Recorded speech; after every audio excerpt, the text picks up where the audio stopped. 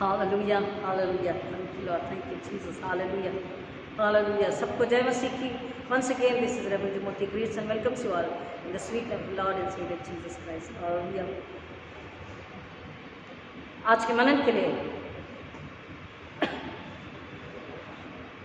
जो पवित्र बाइबल में से हमने वचन को लिया है उसकी ओर बढ़ते हैं। अय्यूब 31 अध्याय वचन 7 और 8, जो 31, 7 and 8। अय्यूब की किताब उसका 31 अध्याय वचन 7 और 8, जो 31, 7 and 8। यदि मेरे पग मार्ग से बह गए हों और मेरा मन मेरी आंखों की देखी चाल चला हो, या मेरे हाथों को कुछ कलंक लगा हो, तो मैं बीज बोऊं परंतु दूसरा खाए, वरना मेरे खेत की उपज उखाड़ डाली जाए। जो 31, 7 and 8। प्रभु परमेश्वर अपने वचन के पढ़े और सुने जाने पर आशीष दे। आमीन। आइए प्रार्थना करें।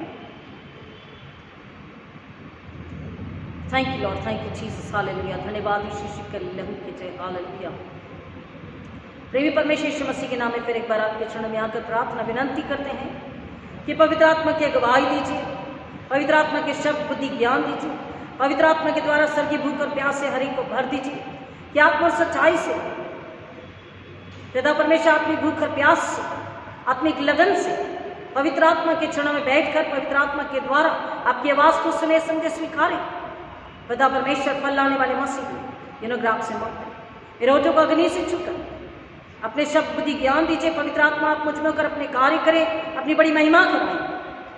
पिता परमेश्वर हर एक सुनने वाला जो यहाँ सुन रहे हैं, जो वीडियो को देखेंगे सुनेंगे और जो पहली बार सुनेंगे, विधान सबों के ईश्वर के लहू में छुपाते हुए प्रार्थना विनंती करते हैं, नम्रता और आत्मिक भूख और प्यास से सुने समझे स्वीकारे, ईश्वर पर दृढ़ विश्वास करें, अपने पापों से मुक्ति ले लें, छुटकारा ले लें, अनंत कालीन जीवन को ले लें और पिता परमेश्वर फल लाने वाले हो ऐसा होने दीजिए, ताकि शैतान का राज्य फिर एक बार पिता लज्जित हो, शैतान उसकी सेनाएं हार जाएं और यीशु की सूली, यीशु के लहू, यीशु के पुनरुत्थान, यीशु मसीह की महिमा मिले ऐसा होने दीजिए। सारी महिमा आपको अर्पित करते, प्रार्थना को सुनने के लिए धन्यवाद देते, सब नाम श्रेष्ठ नाम यीशु मसीह के नाम में मांगते पिता, विद्या सुनिए, दया से ग्रहण कीजिए, आमीन। Thank you Lord, thank you Jesus, hallelujah. परमेश्वर का धन्यवाद हो फिर एक बार आज के सुंदर समय के लिए, सुंदर दिन के लिए, जिसमें परमेश्वर ने हमें अवसर दिया कि हम उसके भवन में आकर उसकी आराधना आत्मा और सच्चाई से करें, क्योंकि परमेश्वर का वचन कहता है अनुसार में अब से मेरे आराधक आत्मा और सच्चाई में मेरी आराधना करेंगे, क्योंकि परमेश्वर ऐसे ही आराधकों को ढूंढता है। और पिछले रविवार को हमने सुना, क्या सुना? मनुष्य केवल रोटी से नहीं परंतु परमेश्वर के मुख से निकले एक एक वचन से जीवित रहेगा। और प्रियो, हमारी इस मसीह जिंदगी में इतने वर्षों में जो हम विश्वास में अगर जी रहे हैं, तो हमारे जीवन का भी यही अनुभव होगा, मेरे जीवन का अनुभव है, शायद आपके भी जीवन का अनुभव होगा कि कई बार आत्मा और सच्चाई से जब उपवास और प्रार्थना हमने की है, शैतान से लड़ाई करी है, हमें कोई कमजोरी, कोई दुर्बलता नहीं हो, बल्कि हमारी प्रार्थना के उत्तर, उपवास और प्रार्थना के उत्तर परमेश्वर ने दूसरों के लिए हमें दिया। Hallelujah, hallelujah. परमेश्वर ऐसी गुण बातों को बताया। लास्ट ईयर ओनली, पिछले वर्ष ही, जब कुछ लोग मसीह में नहीं आ रहे थे, एक दिन गिड़गिड़ा के दुआ करके उपवास तो कर ही रहे थे, सच्चे मन से प्रार्थना करी कि परमेश्वर आज और अभी दिखा कि क्या बात है जो ये लोग मन नहीं करा रहे, क्या बात है जो लोग मसीह के पास नहीं आ रहे, क्या बात है जो लोग इतने कठोर हो चुके, परमेश्वर दिखा। और उसी रात परमेश्वर ने, उसी वक्त परमेश्वर ने दिखाया, उस रात भी परमेश्वर ने दिखाया कि बंधन कहाँ है, कहाँ दुष्ट आत्मा है, कौन सी दुष्ट आत्मा है, कितनी दुष्ट आत्मा है। Hallelujah, hallelujah. परमेश्वर सामर्थ्य है, वचन कह रहा है, हम नहीं, बाइबल हमें बताती है कि उसके मुख से निकले कि वचन से, बाइबल की शिक्षाओं से। इसलिए परमेश्वर ने जब इस्राएलियों को कनान देश में, प्रॉमिस लैंड में जा रहे थे, बोला जो विधि, नियम, कानून, आज्ञा मैं तुम्हें देता हूँ उसमें बने रहना। और यीशु मसीह ने भी उसी व्यवस्था को, आज्ञा को हमेशा पूरा किया। कभी भी यीशु मसीह ने उसे इनकार नहीं किया। हमने सुना कि किस तरह इसी भोजन की लालसा ने, लालच ने आंखों से देखकर, आंखों को वो लाल कलर की जो दाल थी, लेंटिल जिसे कहते ना, एंड मसूर की दाल, उस आज भी इजिप्ट में और कुछ देशों में बड़ी प्रख्यात है वो दाल। और उस वक्त भी वो दाल बहुत, क्योंकि उससे बहुत मतलब जुबान पर टेस्ट रखने वाली, टेस्ट लाने वाली, और बहुत ज़्यादा महंगी नहीं, लेकिन कुछ पोषक तत्वों को भी लेकर आने वाली ऐसी वो दाल उस समय भी बहुत से देशों में पाई जाती है और बहुत चाव से खाई जाती थी, आज भी कुछ देशों में। और वो लाल कलर की दाल, वो लाल कलर एसाव को आकर्षित कर गया। उसने आंखों से देखा, वो लाल कलर जो तू पका रहा है उसमें से कुछ मुझे दे दे, उसने कहा। आंखों को भा गया उसके, और उसके पेट की भूख। इसने क्या किया, एसाव ने उस आंखों की लालसा की वजह से और अपने पेट की भूख की वजह से उसने क्या किया, परमेश्वर ने जो अधिकार उससे दिया था, बर्थ राइट जो उसे दिया था, उसने क्या किया, उसे बेच दिया महज 2 रोटी और उस लाल दाल के लिए। और यहाँ पर अय्यूब को बताता है उसी बात को, अय्यूब 31:7 को, जो 31:7 को जब हमने पढ़ा, यदि मेरे पग मांग से बह गए हो और मेरा मन मेरी आंखों की देखी चाल चलाओ। जब मनुष्य आंखों से देखता है तो उसकी लालसा उसके दिमाग में, उसके हृदय में आ जाती और बढ़ने लग जाती। इसलिए हमने पिछले बार वचन से सुना, समझा, आज भी सुनेंगे समझेंगे कि हम स्वयं अपने ऊपर नियंत्रण को लाकर हम स्वयं अपने आप का इनकार कर सकते हैं। If we ourselves surrender to Jesus and have the patience and the boldness and the power of the Holy Spirit, we will be ready to deny ourselves. अपने आप का इनकार करने के लिए हमको खुद से ही लड़ना है और खुद को ही ना कहना। हालेलुया, खुद को ही ना कहना है। आत्मिक रूप से हाँ और शारीरिक और संसारिक रूप से ना।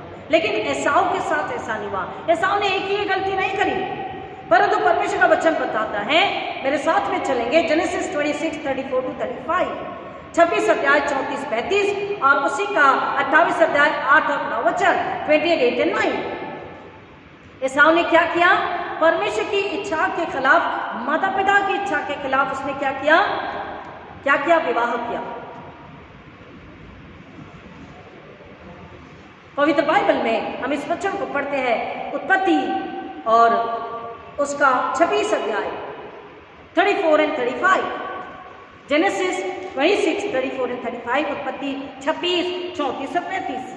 जब एसाव 40 वर्ष का हुआ तब उसने हित्ती बेरी की बेटी यहूदी और हित्ती एलोन की बेटी बाशमात से विवाह कर लिया, और इस स्त्रियों के कारण इसहाक और रिबका के मन को खेद हुआ। और एक और वचन 28, जेनेसिस 28:8 और 9, उत्पत्ति 28, 8 और 9। तब एसाव यह सब देख के और यह भी सोच कर कि कनानी लड़कियां मेरे पिता इसहाक को बुरी लगती हैं, अब्राहम के पुत्र इश्माएल के पास गया और इश्माएल की बेटी महलत को जो नबायोत की बहन थी ब्याह कर अपनी पत्नियों में मिला दिया। क्या किया एसाव ने, परमेश्वर की आज्ञा के खिलाफ और अपने माता पिता की आज्ञा के खिलाफ जाकर के परमेश्वर का माता पिता का दिल दुखाकर उसने क्या किया, विवाह किया। प्रियो, ये अनाज्ञाकारिता है और माता पिता पहले परमेश्वर, वचन, प्रार्थना, इसके अनुसार माता पिता की इच्छा के अनुसार अगर विवाह हो तो वो आशीषित होता है। और अगर हम परमेश्वर के वचन के खिलाफ, माता पिता की इच्छा के खिलाफ अगर कोई विवाह को करता है तो विवाह आशीष नहीं होता, बशर्ते कि वो व्यक्ति आत्मा और सच्चाई से सच्चा पश्चाताप करे, नए सिरे से जन्म ले ले, क्योंकि वचन कहता है अब जो मसीह में वो नई सृष्टि बन चुकी हैं। तो आज हम अपने आप को झूठा समाधान देते हैं कि ईश्वर ने सूली पर दुख उठा लिया, ईश्वर ने मेरा पाप ले लिया, मुझे पश्चाताप की जरूरत नहीं। नहीं, अगर ऐसा होता तो निकोदेमुस से ईश्वर नहीं कहते, हमसे ये बात नहीं, हमारे लिए ये बात नहीं लिखी जाती कि हमें नए सिरे से जन्म लेना जरूरी है और मसीह में नई सृष्टि होना जरूरी है। गुनाह किया लेकिन उसके लिए पश्चाताप जरूरी है। लोग क्या करते हैं, गुनाह तो कर लेते हैं लेकिन उससे भी ज्यादा खतरनाक बात यह होती है कि वो पश्चाताप नहीं करते और जिंदगी भर वो उस तकलीफ को सहते रहते हैं, क्योंकि गुनाह करके शैतान को अधिकार देते हैं और शैतान उस घर में काम करता रहता है जब तक कि वो आत्मा सच्चाई से मन फिरा के मसीह में नई सृष्टि न बन जाए और शरीर संसार को नकार ना दे। यह हकीकत है। कई लोग जब हमसे मिलते हैं, बात करते हैं, पूछते हैं, जब उन्हें बताऊं तब उन्हें समझ में आता है, और समझने के बाद अगर उन्हें पश्चाताप करा तो उन्हें आशीष मिलती है। अगर पश्चाताप नहीं किया तो उनके बच्चों के बच्चों पर आज भी कई लोग ऐसे हैं जो फिर भी पूछते हैं और फिर भी हम उन्हें बताते हैं कि क्या आपने सच्चा पश्चाताप किया, आपने गलती नहीं, गुनाह किया शक के खिलाफ। यहां पर वचन साफ लिखा हुआ। एसाव ने क्या किया, जिद से कि मैं क्या करूंगा, मेरे पिता को कनानी लड़कियां नहीं पसंद है, मैं क्या करूंगा। एसाव ये देख के कि यह भी सोचकर कि कनानी लड़कियां मेरे पिता को बुरी लगती है, वो कहां गया, अब्राहम के पुत्र इश्माइल के पास गया। इश्माइल हमेशा इसाक से लड़ता था। इश्माइल कौन है, बादशाह का पुत्र नहीं है, हाँ दासी का बेटा है, दासी का पुत्र है। और एसाव कहां गया, दासी के पुत्र के पास। और परमेश्वर का वचन कह रहा है, आंखों से देखकर लालसा के और पेट की भूख की वजह से जो गुलाम हो जाते हैं वो जिंदगी भर नुकसान में ही जीते हैं, तब तक है कि जब तक कि वो पश्चाताप करके यीशु के पास आकर नई सृष्टि न बन जाए। दूसरी बात वचन हमें यहाँ पर बता रहा है कि ये जो याकूब और एसाव के बीच की जो बात है, ये बाइबल हमें बता रही, वचन हमें बता रहा है कि दो बातें यहाँ पर है, एक को जन्म से और दूसरे को वाचा से, प्रतिज्ञा से अधिकार प्राप्त हुआ। ये विशेषाधिकार जो है, the special privilege, Esau got by birth and Jacob got by promises, by God's will. Hallelujah. हमको एक तरफ ऑफ कोर्स हम देख रहे हैं कि इस याकूब ने थोड़ा सा सेल्फिशनेस किया, स्वार्थ को दिखाया और चालाकी से काम किया। लेकिन प्रियो हमें यह भी बात समझनी, हमने आपसे पिछले रविवार को कहा था कि वी विल कंटिन्यू दिस, कहा था कि हम इसको कंटिन्यू करेंगे और वही कंटिन्यूएशन में बढ़ रहे। हमें इस बात को समझना है कि हाँ, याकूब ने थोड़ा सा स्वार्थ दिखाया, थोड़ी सी चालाकी दिखाई, लेकिन क्या याकूब ने उसे फोर्स किया, उसे 2 बार कहा कि तू अपने पहिलौठे का अधिकार मुझे दे दे, और फिर से कहा कि तू पहले कह, अगर एसाव चाहता तो मना कर देता। एसाव कहता नहीं नहीं, मैं भूख के मारे बिलखता भी रहूंगा, कोई बात नहीं, लेकिन मैं अपने पहिलौठे का अधिकार तुझे नहीं दूंगा।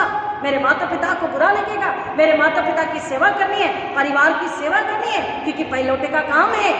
ये एसाव कह सकता था, लेकिन एसाव की आंखों की लालसा और पेट की भूख ने क्या किया, उसे पूरी तरह से गुलाम बना दिया। और वो कहता है देख मैं तो मरने पर हूँ, और उसको कभी भी इस बात का भनक, मतलब खुद के अंदर उसने ये सीरियसनेस को, तीव्रता को नहीं लाया कि हाँ, पहिलौठा की आशीष, फर्स्ट बॉर्न की आशीष और आत्मिक आशीष जो अब्राहम और इसाक की है मुझको प्राप्त होगी, और मुझे परमेश्वर की महिमा के लिए काम करना, ये उसने बुला दिया, केवल आंखों की लालसा। और इसलिए अय्यूब यहाँ पर कह रहा है कि अगर मैंने मेरी आंखों की लालसा के देखते, लालसा के चलते अगर कोई ऐसा काम, ऐसा पाप किया है, क्या कहा अय्यूब ने, फिर एक बार आपके लिए पढ़ते हैं कि मैंने अगर अपनी आंखों की लालसा पूरी करी है, अपनी इच्छा पूरी करी है, तो मैं क्या करता हूँ, यदि मेरे पग मार्ग से बह गए हो और मेरा मन मेरी आंखों की देखी चाल चला हो।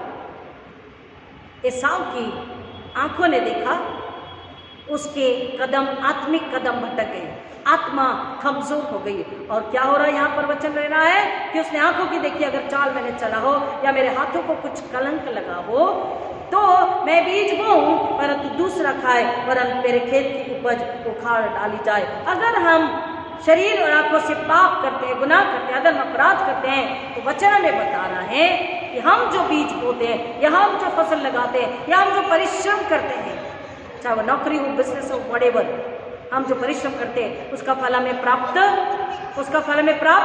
नहीं होता। क्यों? क्योंकि हमने आत्मा से आत्मिक जीवन को नहीं दिया, हमने आत्मा से आत्मिक जीवन को नहीं दिया, परंतु हमने आंखों की लालसा के चल के शारीरिक जीवन, द डिजायर ऑफ फ्लैश,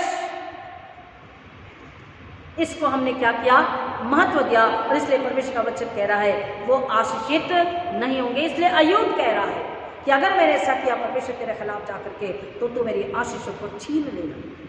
और यहाँ पर वचन हमें बता रहा है कि एक तरफ याकूब ने थोड़ा सा स्वार्थ किया, थोड़ी सी चालाकी दिखाई, लेकिन चुनाव किसके पास था? चुनाव किसके पास था? एसाव के पास।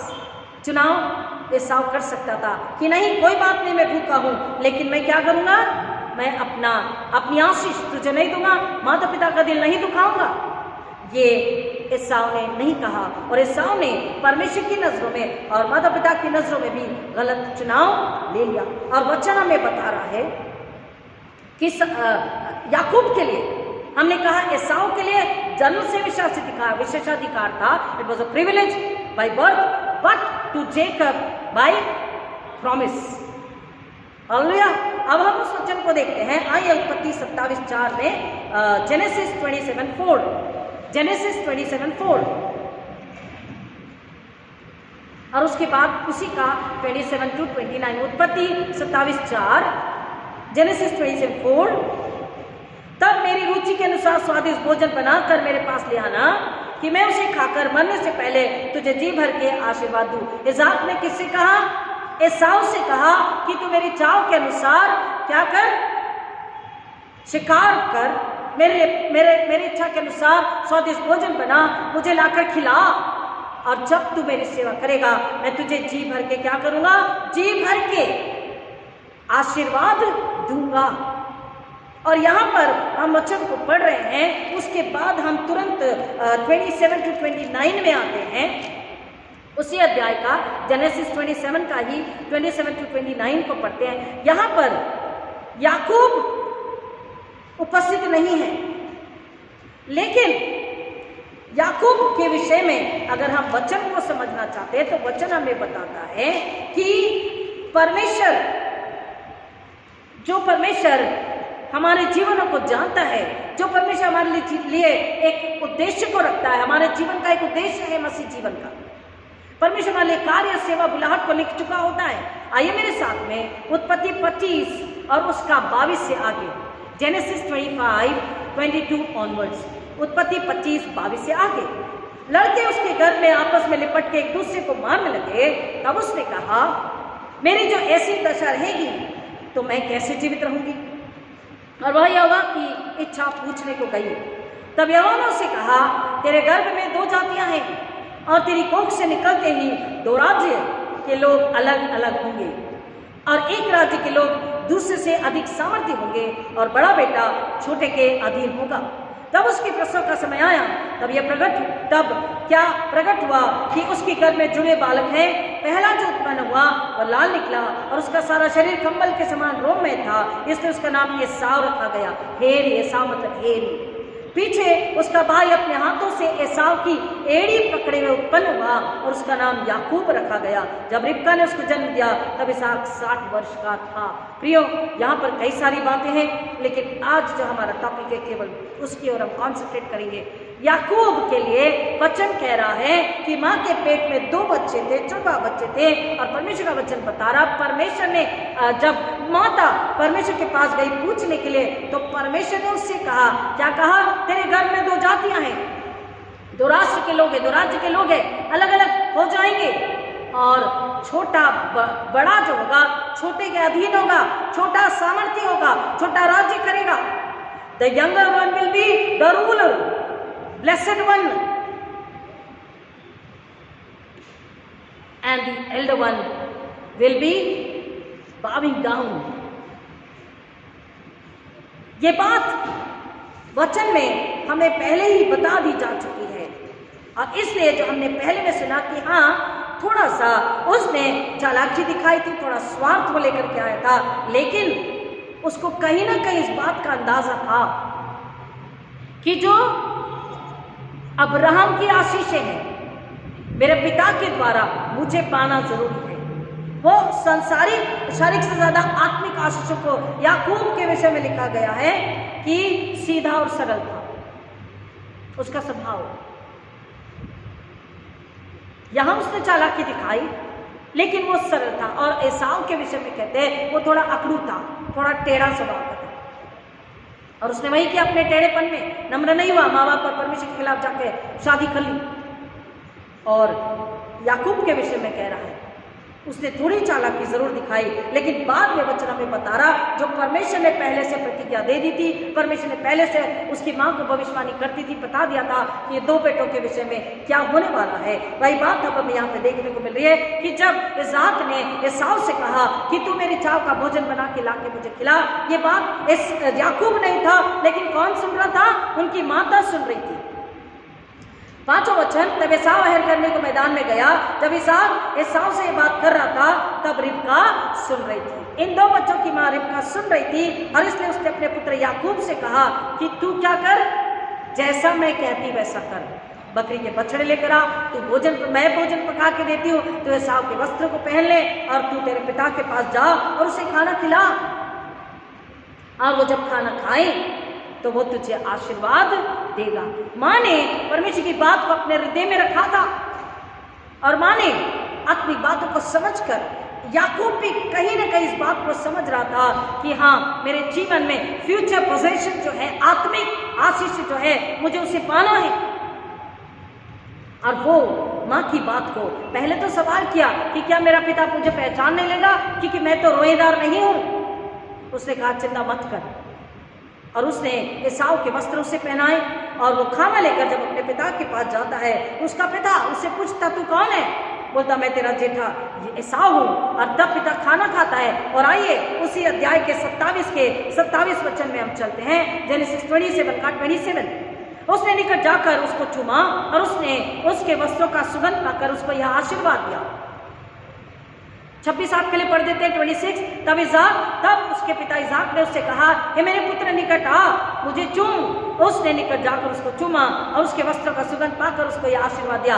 अब पिता को लग रहा है वस्त्रों की सुगंध से ये कौन है? एसाव है। तो आशीष किस पे आनी थी? एसाव पर। आप समझ रहे बात? लेकिन परमेश्वर ने पहले ही बता दिया था, और एसाव ने इसे गवा दिया था। अपनी आंखों की लालसा की वजह से, अपनी पेट की भूख की वजह से अपने आप पे संयम नहीं रख पाया। उपवास हमारी मदद करता है, हम अपनी इच्छा पर, अपनी लालसाओं पर क्या रखें? संयम रखें। जब हम कहते हैं I am controlling it, no, you have to rebuke it, curse it and bury it. Hallelujah, amen. आपको अपनी बुराई, अपने अंदर की बुराई को, आंखों की और शरीर के अभिलाषा को, लालसा को, घमंड, अहंकार को, झूठ को, बैर को, हर चीज को, शरीर संसार की जो सड़क से नहीं है हमारे अंदर, उसको क्या करना है? यीशु के नाम में कर्स करना, यीशु के नाम में शापित करना, यीशु के नाम में घुड़की लगाना, दांत लगाना, और यीशु के नाम में सच्चे उपवास, पश्चाताप, प्रार्थना के द्वारा उसे जमीन में गाड़ देना है। तो आप में आत्मिक जन्म होता है, आत्मिक स्वभाव, आत्मिक चाल चलन, आत्मिक व्यवहार आप में आ जाता है, और आप में अपने आप स्वर्ग से संयम आता। हालेलुया, स्वर्ग से आप पाते हैं। आप में आप खुद में कंट्रोल करने की कोशिश करेंगे तो आप उसको थोड़े दिन दबा के रखेंगे। आपका गुस्सा, आपकी बुराई, आपकी लालच, उसको दबोच के रखेंगे, और एक दिन वो विशाल काय होकर ज्वाला की नाई फूट जाएगा, और नुकसान आपका दूसरे का भी होगा। संयम को, कंट्रोल को कहां से पाते हैं? पवित्र आत्मा के द्वारा, स्वर्ग से। Therefore we pray, Holy Spirit, take control over me, take authority over me, take freedom over me।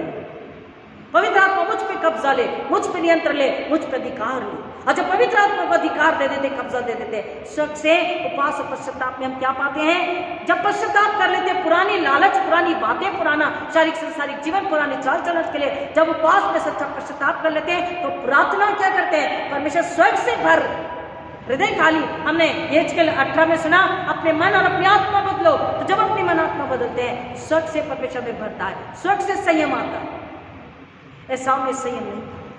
वहीं याकूब को कह रहे कि उसने भाई से छीन लिया, थोड़ी चालाकी जरूर दिखाई, थोड़ा स्वाद जरूर दिखाया, लेकिन बाद में परमेश्वर का वचन कह रहा, परमेश्वर ने याकूब को उसके सेल्फिशनेस से निकालकर सर्वेंटहुड में बदल दिया। हालेलुया। याकूब अब जब माँ उससे कह रही है, वो जाकर के पिता को खाना खिलाता है, पिता उसे छू कर देखता है, उसकी वस्त्रों की खुशबू लेता और कहता है एसाव है। और फिर आगे वचन कह रहा है 27 में, उसके वस्त्रों की सुगंध पाकर यह आशीर्वाद दिया, देख मेरे पुत्र की सुगंध जैसे खेत की सी है जिस पर यहोवा ने आशीष दी हो। मेरे पुत्र की सुगंध कैसी है? ऐसी है जैसे खेत किसी है जिस पर यहोवा ने आशीष दी हो। खेत खलिहान परमेश्वर की ओर से आशीष है।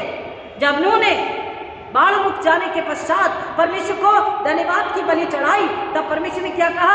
अब फिर से मैं पृथ्वी को इस तरह नाश नहीं करूंगा। और तब से फसलें उगने लगी। परमेश्वर ने आशीष दिया फसलों को। जो खेत है वो परमेश्वर की आशीष है। हालेलुया। जो उपज है परमेश्वर की आशीष है। और उसकी खुशबू कैसी है? यहोवा ने दी हुई आशीष है। सुनिए, हमारी उपज, हमारी कमाई, हमारे धन्यवाद कैसे होने चाहिए?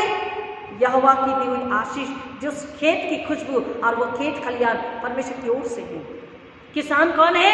स्वयं परमेश्वर यीशु मसीह है। हम उसके लोग हैं। हमारी खुशबू कैसी होनी चाहिए? मानो परमेश्वर की आशीष हो। सच से आया, सुंदर, निर्मल, पवित्र। 28 वचन 20 वर्ष, परमेश्वर तुझे आकाश से ओस और भूमि की उत्तम से उत्तम उपज और बहुत सा अनाज और नया दाख मधु दे। राज्य राज्य के लोग तेरे अधीन हो और देश देश के लोग तुझे दंडवत करे। तो अपने भाइयों का स्वामी हो और तेरी माता के पुत्र तुझे दंडवत करे और तुझे शाप दे, वे आप ही शापित हो, और तुझे आशीर्वाद दे, वे आशीष पाए। और हम अगर इसको बाद में आगे देखना चाहते हैं, तुरंत में आइए जेनेसिस 32 उत्पत्ति 32 में। जेनेसिस 32 उत्पत्ति 32 अध्याय और वचन 28। Genesis 32 and 28। जेनेसिस 32 and 28 32-28, उत्पत्ति का 32-28।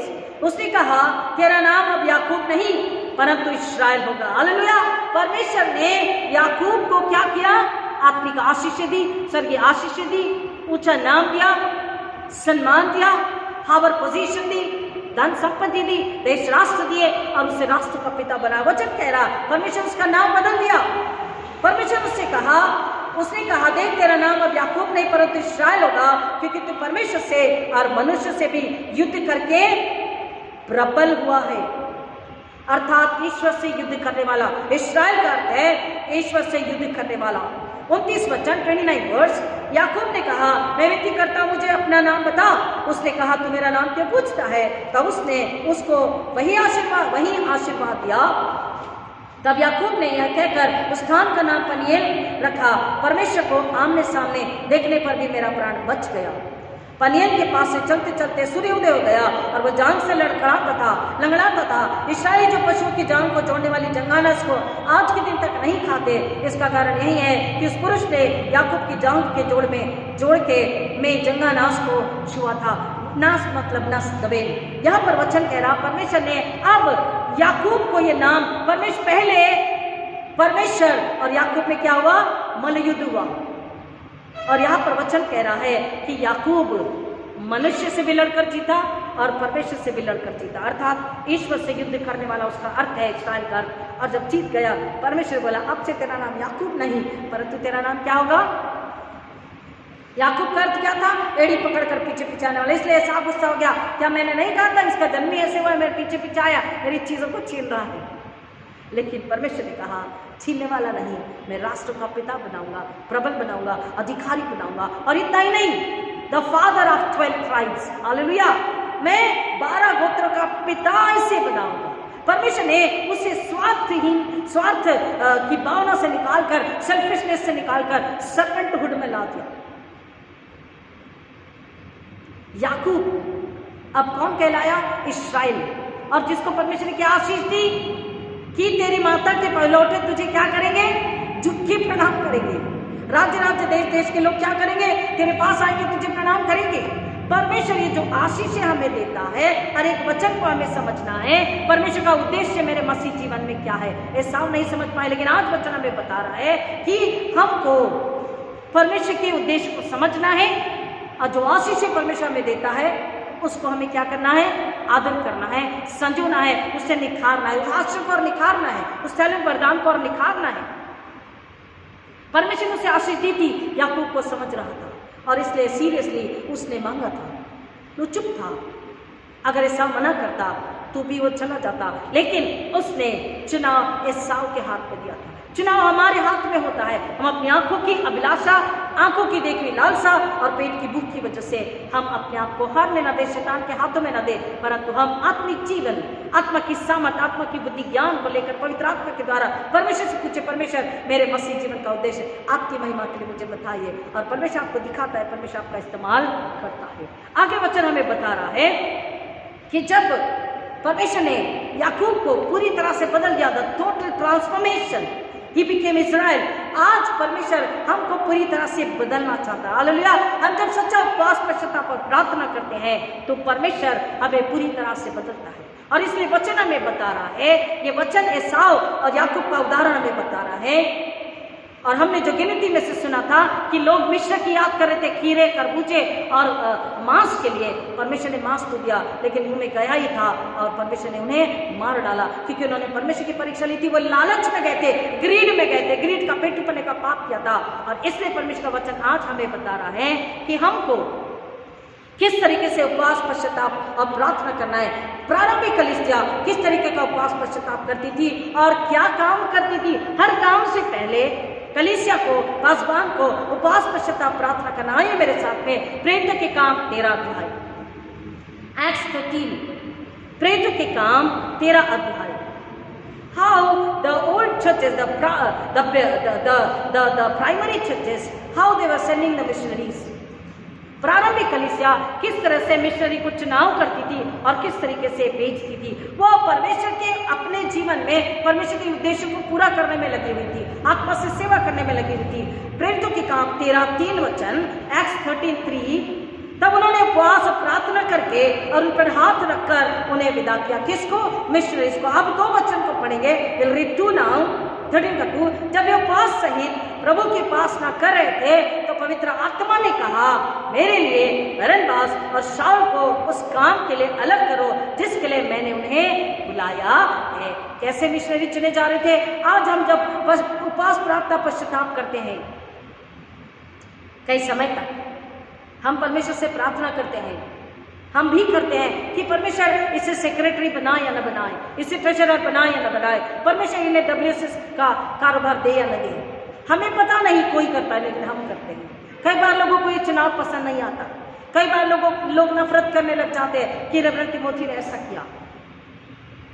एक ने तो कहा था कि हाँ रेवरेंड, आप तो पुलपिट पे होते, आपको सब लोग दिखते हैं और सालों से आप देखते हैं, ऑब्जर्व करते हैं, तो आपको उचित पता है कि कौन किस काम के सेवा के योग्य है। उन्हीं व्यक्ति ने बाद में हमसे झगड़ा किया था कि आपने पोस्ट नहीं दी। प्रियो, वचन क्या बता रहा है?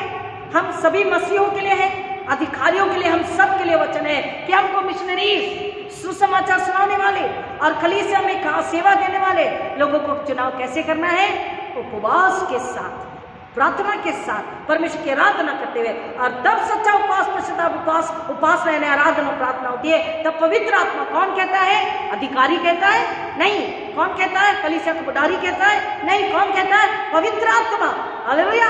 कौन बताता है? पवित्र आत्मा बताता। तब पवित्र आत्मा ने कहा, मेरे लिए बरनबास और शाऊल को उस काम के लिए अलग करो जिसके लिए मैंने उन्हें बुलाया है। तब उन्होंने उनके उपवास, प्रार्थना करके और उन पर हाथ रखकर उन्हें विदा किया। फिर से उपवास करके और प्रार्थना करके उनके सिर पर हाथ रख के उन्हें अलग किया। हालेलुया। हमको वचन क्या बता रहा है? कि हम मसीहों को वापस से अपनी प्रारंभिक कलीसिया ने जो नींव डाली उसकी ओर बढ़ना है। बोलिए आमीन। आमीन। सुनाइए। हमें वचन क्या बता रहा है? कि हम सबों को, हम सारी तमाम कलीसियाओं को वापस से वचन, प्रार्थना में बढ़ करके इन सारी बातों को समझकर हमें प्रारंभिक कलीसिया ने जो नींव डाली थी, what was the base and the teaching of the churches in the beginning, the early church, how they were acting, how they were behaving, how they were working. What was the base? Fasting, repenting, worshiping God in truth and spirit, and praying and obeying the Holy Spirit. Hallelujah. प्रारंभिक कलीसिया ने जो नींव डाली थी उपवास, प्रार्थना प्रार्थना, आराधना, पश्चाताप, इसके द्वारा पवित्र आत्मा को सुनना, उसके अनुसार चलना, वो आज हमको अपनी कलीसिया में दोबारा से प्रियो स्थान देना है, आदर देना है और विश्वास के साथ उसमें बने रहना कि पवित्र आत्मा बताए, पवित्र आत्मा काम करे। इसलिए वचन में बता रहा, आज हमें, हम सबको, हमारी कलीसिया को, हमारे घरानों को, हम सब विश्वासियों को भोजन कक्ष के धुएं की नहीं, जैसे एसाव को उस याकूब के चूल्हे से धुआं जो उठता दिखाई दिया, धुआं सिर्फ केवल चूल्हे का धुआं नहीं, परंतु उस देगची में जो लाल दाल पक रही थी उसमें से जो वेपर आ रहा था, वो जब चीजें पकती है तो भाप निकलती है, वेपर कम्स, तो उस धुएं की, उस आग की, उस खुशबू की हमें जरूरत नहीं है। आज हमें उपरोली कोठरी की यानी कि अपर रूम की आग की जरूरत है। बोलिए हालेलुया, आमीन। आपको समझा मैंने क्या बोला? It's very beautiful thing. आज हमको किस चीज की जरूरत नहीं है? भोजन कक्ष के, रसोई के, खुशबू की, बाप की, धुएं की हमें जरूरत नहीं है, परंतु हमें उस आग की जरूरत है जो पुरोली कोठरी से लोगों ने, यीशु मसीह ने क्या किया? बोला मेरे आने तक क्या करो, पवित्र आत्मा आने तक क्या करो, तुम यरूशलेम में ही बने रहना। वो लोग कहाँ थे? अपर रूम में प्रार्थना कर रहे थे। And then they receive the holy spirit. हमें आज भोजन कक्ष के धुएं की, खुशबू की, उस बाप की जरूरत नहीं है। हमें किस चीज की जरूरत है? हमें प्रारंभिक कलीसिया ने जो नींव डाली, उपवास, प्रार्थना, पश्चाताप, आराधना, सच्चाई से परमेश्वर को प्रसन्न करना, हमें उपरोली कोठरी, अपर रूम की आग यानी पवित्र आत्मा की आग की आज हमें जरूरत है। तो ही हमारी कलीसिया फैलाने वाली कलीसिया, सुसमाचार सुनाने वाली कलीसिया बन सकती है। एक न्यू टेस्टामेंट के जो राइटर है, न्यू टेस्टामेंट के राइटर नहीं, न्यू टेस्टामेंट की जो कमेंट्री जिन्होंने लिखी है, टीकाकार, कमेंट्री लिखने वाले को टीकाकार कहते हैं हिंदी में, द कमेंटेटर मैथ्यू हेनरी, उन्होंने 1662 से 1714 तक काम किया। उनके अनुसार वो कहते हैं यीशु मसीह की पाठशाला में पहला पाठ है अपने आप का इनकार करना। क्या कह रहे हैं? यीशु की पाठशाला में पहला पाठ है, the first lesson in the school of Jesus Christ, deny yourself, अपने आप का इनकार करना और अपने आप को निरंतर मारने के अलावा मसीह जीवन जीने का कोई और तरीका नहीं है। Every day, every moment we have to deny ourself and kill ourself, the fleshly and the worldly, desire, attraction, passion, demand, need, desire, everything we need to kill it, bury it। वो कह रहे हैं यीशु की पाठशाला का पहला पाठ अपने आप का इनकार करना और अपने आप को निरंतर मारने के अलावा, जैसे पौलुस कहता मैं दिन रात भूख से मारता हूं अपने शरीर को और आत्मा को जिताता हूं। आत्मा तो तैयार है, शरीर दुर्बल है। यीशु ने चेलों से कहा प्रार्थना करते जागते प्रार्थना करते रहो। 3 बार आके देखा, तीनों बार ऊँग रहे थे, सो रहे थे। क्या कहा यीशु ने? प्रार्थना, जागते प्रार्थना करते रहो, क्योंकि आत्मा तो तैयार है, शरीर दुर्बल है। और इसलिए शरीर को हर दिन मारने के अलावा मसीह जीवन जीने का कोई और तरीका नहीं है। हम शरीर को मारेंगे तो आत्मा को जिला पाएंगे, आत्मा के द्वारा जीवन जी पाएंगे। हम आत्मा है, परमेश्वर आत्मा है, हमें आत्मा में ही जीवन जीना है। परमेश्वर का वचन हमें बता रहा है कि विशेषाधिकार एक को जन्म के द्वारा प्राप्त हुआ और एक को आत्मिक रूप से परमेश्वर की प्रतिज्ञा और बुलाहट के द्वारा प्राप्त हुआ। वचन कहता है कि बहुत से लोगों को यीशु ने बुलाया, आज भी लोगों यीशु को बुला रहे। बहुत से लोग यीशु के पास आते हैं, आते थे यीशु के पास। परमेश्वर यीशु ने अपने पास लोगों को बुलाया, काहे के लिए? उनके उद्धार के लिए। जो लोग यीशु के पास आते हैं उनका उद्धार होता है। और यीशु ने जो उसमें शामिल हो गए थे उनसे कहा मेरे पीछे हो लो, मेरे पीछे चलो। यीशु ने कहा मेरे पास आओ उद्धार के लिए, पापों की क्षमा के लिए, उद्धार के लिए। और कहा मेरे पीछे हो लो, अर्थात मेरे यीशु के पीछे चलने का मतलब है तकलीफें भी होंगी, समस्या भी होंगी, मुश्किलातें भी होंगी, नामदराई भी होगी, बदनामी भी होगी, भूखमरी भी होगी, सब कुछ होगा। लेकिन परमेश्वर का वचन हमें यहाँ बता रहा, यीशु का जीवन चरित्र हमें बता रहा है कि यीशु के पीछे हो लेने में एक और बात है, अपना सूली खुद उठाना, अपने आप का इनकार करना और यीशु के पीछे चलते रहना।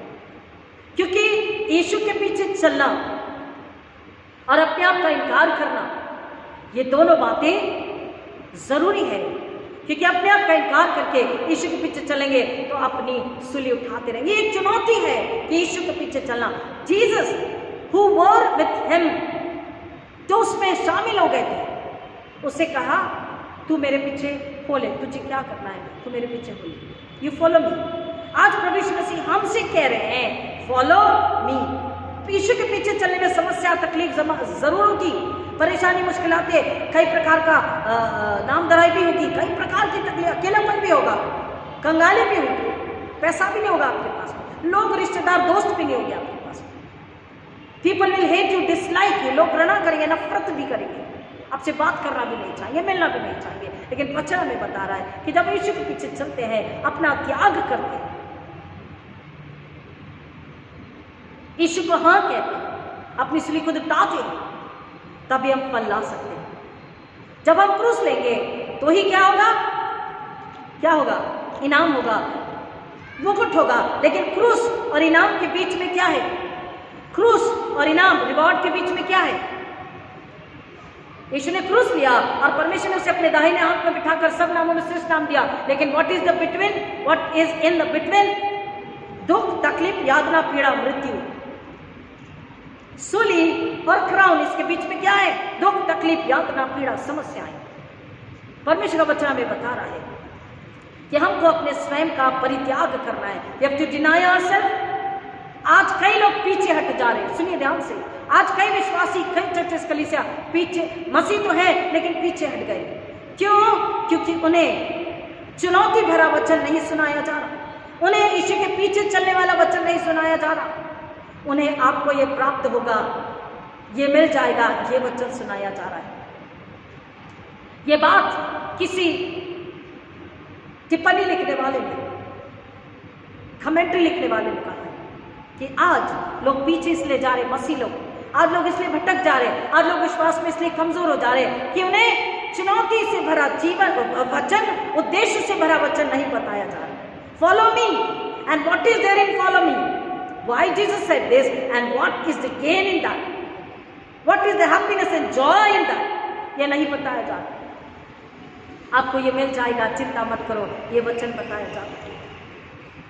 बटर लगाया हुआ वचन लोगों को पसंद है, लेकिन इसने तीमुथियुस ने कहा अंत के दिनों में लोग अपने कानों की खुजली की वजह से सच्चा प्रचार नहीं सुन सकेंगे, लेकिन तू अपनी आग को और हवा देना। Fan the flame. हमको अपनी पवित्र आत्मा की आग को और बढ़ाना है, अपनी आत्मा को बुझने नहीं देना है। प्रियो, लोग पसंद करें चुनौती भरा वचन, आत्मा का वचन, सीधा सरल वचन, सीधा सरल दोधारू तलवार, लोग पसंद करें ना करें, हमें ये बताना है। यीशु मसीह ने कहा मेरे पीछे चलो। यीशु परमेश्वर की आवाज सुनकर अपनी सूली उठाकर चले, हमारा उद्धार हुआ। आज हम अपनी सूली लेकर अपने आप का इनकार करके यीशु के पीछे जब चलेंगे तो क्या होगा? अपने आप स्वयं का इनकार करके हम दूसरे की आत्मा को बचाकर परमेश्वर के चरणों में लेकर आएंगे। परमेश्वर की इच्छा पृथ्वी पे पूरी होगी, परमेश्वर का नाम पवित्र माना जाएगा। यीशु ने स्वयं उदाहरण दिया, यीशु ने स्वयं ये बात कही नहीं, करके बताई। यीशु मसीह ने जब परमेश्वर ने उससे जाने के लिए, पृथ्वी पर जाने के लिए कहा, कभी न खत्म होने वाले आनंद का इनकार कर दुखी पुरुष बन गया। वचन से आयशा 53 में लिखा है ना, वह हमारे लिए कैसा बन गया? दुखी पुरुष बन गया। दुख से उसकी जान पहचान थी, उसका चेहरा इतना बिगड़ गया कि कोई पहचान नहीं सकता था। कभी न खत्म होने वाले आनंद का इनकार कर यीशु हमारे दुखी पुरुष बन गया। यशायाह 53:3। स्वर्गीय लोगों का साथ त्याग कर पापियों का मित्र बन गया। मत्ती 11:19। परमेश्वर की अनंतकालिक महिमा का इनकार करके वह निकम्मा पत्थर बन गया, द कॉर्नरस्टोन, जिसका कोई काम नहीं, ऐसा पत्थर वो बन गया। 1 पीटर 2:7। स्वर्गीय सेना के इनकार कर नम्र दास बन गया। अपनी सेवा नहीं करवाई परंतु सेवा की। फिलिपियंस 2:7। स्वर्गदूतों द्वारा रात दिन आराधना किए जाने को त्याग कर निंदा की चीज बन गया। हमारे यीशु मसीह ने निंदा शैली मत्ती रचित सुसमाचार 27वां अध्याय उस पवित्र पर दोष लगाया गया। इतना ही नहीं, उस पर दोष लगाया गया कि वो दुष्ट आत्मा से ग्रसित है और बालजबुल का प्रतिनिधित्व करता है। यूहन्ना 7:20, 8:52 और लूका 11:5। ये सिर्फ एक शब्द पे, एक लाइन से 5 बातें 6 बातें पढ़ दी, इतना आसान नहीं है, एक एक को समझना है। क्या त्यागा? पुत्र होने के वैभव को त्यागा, उस आनंद से आराधना करने, स्वर्गदूतों की सेवा लेने, स्वर्गदूतों की प्रशंसा लेने को त्याग दिया। और क्या बन गया? दुखी पुरुष बन गया, पापियों का मित्र बन गया। और क्या बन गया? निकम्मा पत्थर बन गया, दास बन गया, और वो निंदा की चीज बन गया। और इतना ही नहीं, उसे बाल ज़बूल का प्रतिनिधि भी कहा गया। लेकिन यीशु मसीह ने ये सब कुछ को अपने आप कैसे कर पाया? अपने आप का इनकार करके और अपनी सूली खुद लेकर। Why he could do this? Because he denied himself and he took his own cross for the glory of his sender, his only one, his Father, Heavenly Father, the one who has sent him. परमेश्वर जिसने उसे भेजा था, अपने पिता की इच्छा पूरी करते हुए, उसको सुनते हुए, उसकी आज्ञा पालन करते हुए अपने आप का इनकार किया, अपनी सूली को लिया। क्रूस को हाँ कहना है और स्वयं को ना कहना ही सच्ची शिष्यता है।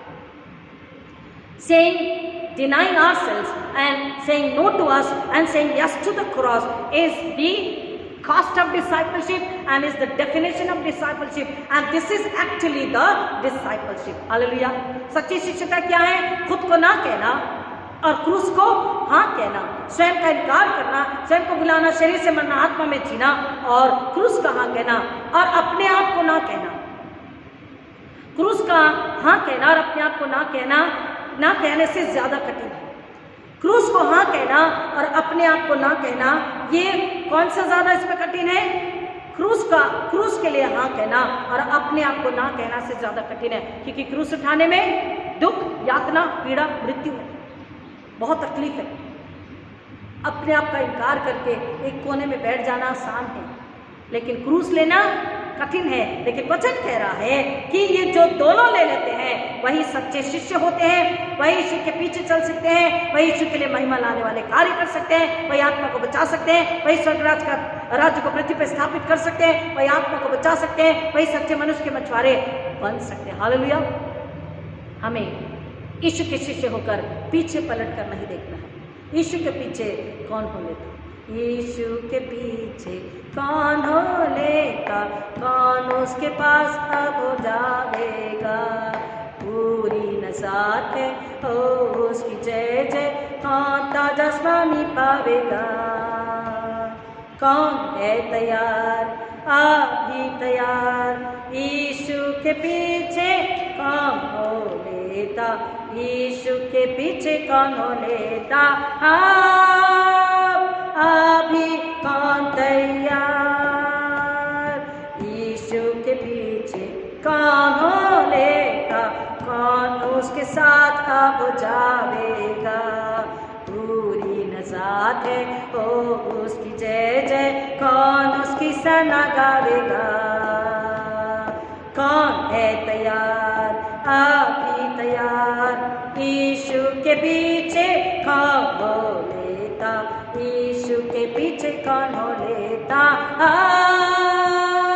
अभी कौन तैयार? सुनिए आगे। यीशु के पीछे कौन हो लेता? तकलीफ दर्द में गर रास्ता हो। हमने आपको बताया क्रूस और मुकुट, क्रूस और इनाम। यीशु को परमेश्वर ने अपने दाहिने हाथ में जगह दी और सब नामों में श्रेष्ठ नाम दिया, लेकिन क्रूस और इनाम के बीच में क्या है? दुख, दर्द, तकलीफ का रास्ता है, बदनामी, अकेलेपन, भूख भरी कंगाली का रास्ता है। वचन गीत कह रहा है, यीशु के पीछे कौन हो लेता? तकलीफ दर्द में का रास्ता हो। गुनाह को छोड़ के, बंदों के तोड़ के, कौन आपको देता यीशु को? एसाव अपनी भूख, अपनी आंखों की लालसा का गुलाम बन गया। उसने इसको अगर नकारता वो जीत जाता, चुनाव उसके हाथ में था। याकूब ने चालाकी जरूर दिखाई, थोड़ा सा स्वार्थ जरूर दिखाया, लेकिन उसके अंदर कुछ तो था कि नहीं। अब्राहम की जो आशीष, क्योंकि अब्राहम से सेठ के बाद में, after Seth the lineage, the generation which came, क्या आया? यीशु का जन्म कहां से आया? After Seth. तो अब्राहम के बाद जो एक आत्मिक, धार्मिक परमेश्वर ने वायदा किया था, प्रॉमिस किया था, जो सीड आने वाला है, seed of Jesus Christ, in Jesus Christ, in the person of Jesus Christ. कहीं ना कहीं याकूब को यह आत्मिक बातें समझ रही थी, परमेश्वर की आशीष, आत्मिक आशीष समझ रही थी। यहाँ पर आत्मिक और शारीरिक और सांसारिक हमको इसमें भेद समझना है। याकूब को समझा, याकूब की माता को समझा।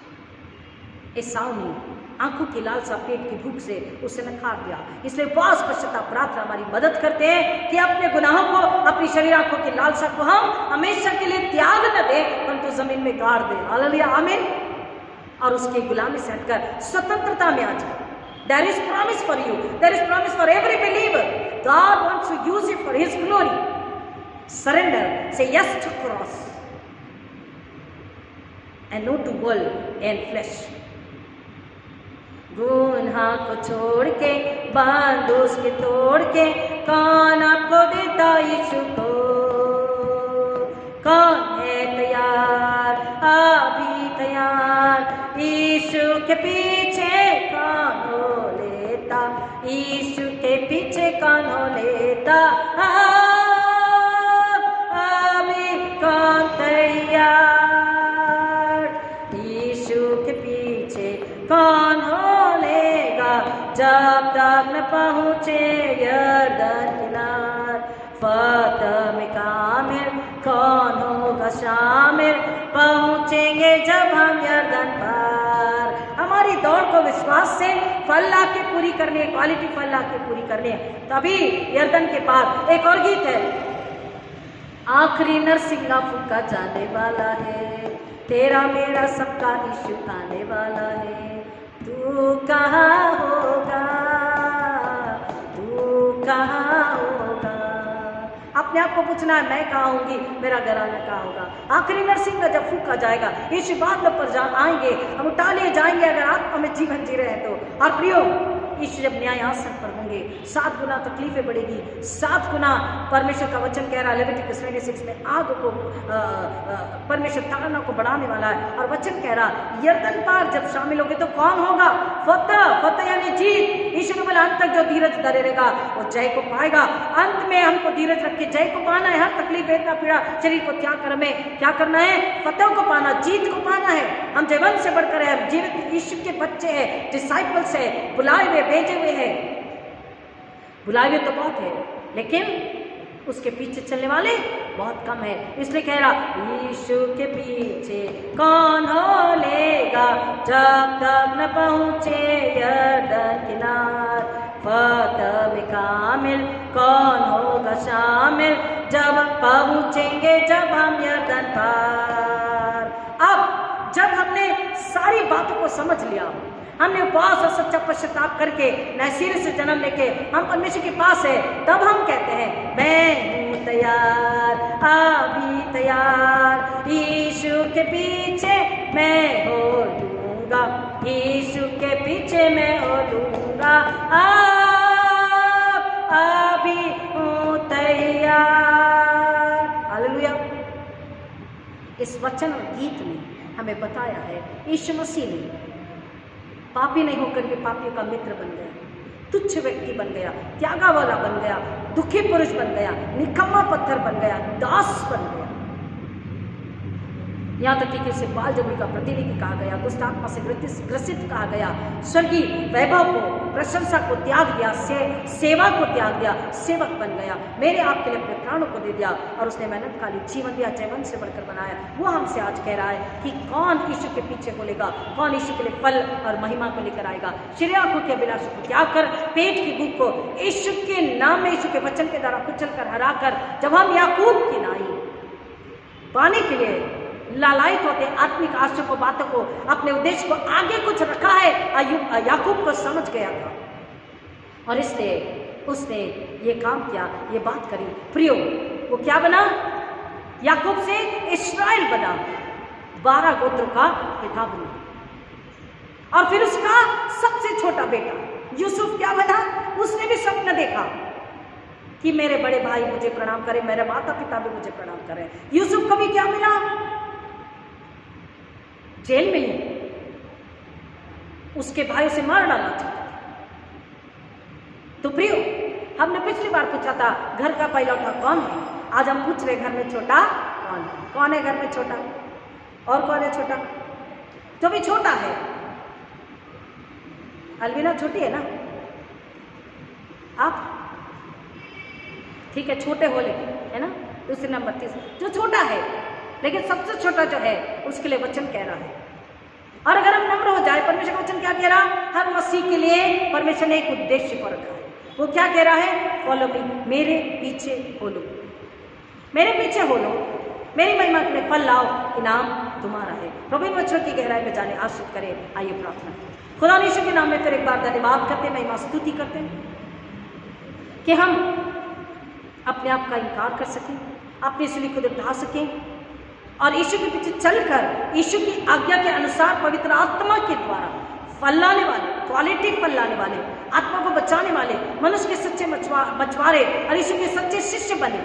क्योंकि जो सूली भी उठाता है, जो अपने आप का इनकार भी करता है, जो तकलीफ भी सह लेता है, गुनाह को छोड़ करके हर तकलीफ, मुश्किलात, परेशानी, भूख, मरी, कंगाली में परमेश्वर के वचन, परमेश्वर की सामर्थ, स्वर्गीय प्रेम, पवित्र आत्मा के द्वारा जीवन को जीकर फल लाता है, वही परमेश्वर का यीशु का सच्चा शिष्य है। पिता, इस कीमत को चुकाने के लिए, सच्चा शिष्य होने के लिए मेरी कलीसिया, मेरे परिवार की आप अगुवाई करें और जितनों के लिए हम प्रार्थना करें सबको आशीषित करें। जितने सुन रहे फिर एक बार में यीशु के लिए हमें छुपाते, जो पहली बार सुन रहे पिता, उनके मन में प्रेम को, आनंद को डाल दीजिए। यीशु मसीह के द्वारा मिलने वाला आनंद, स्वर्गीय आनंद, स्वर्गीय छुटकारा और यीशु मसीह में जो आनंद है और यीशु मसीह में जो आज़ादी, उसको समझने की बुद्धि ज्ञान दीजिए कि वो अपने आप का इनकार करें, अपने गुनाहों से तौबा करें और यीशु को ले ले, यीशु के पीछे चले, ताकि सच्चा शिष्य बने, सच्ची गुलाहट को पूरी करें, आत्मा सच्चाई से, पवित्रता से, और पिता परमेश्वर इनाम की ओर दौड़े चले जाए, ताकि शैतान हारे, शैतान लज्जित हो, घराने आजाद हो, कलीसिया आजाद हो।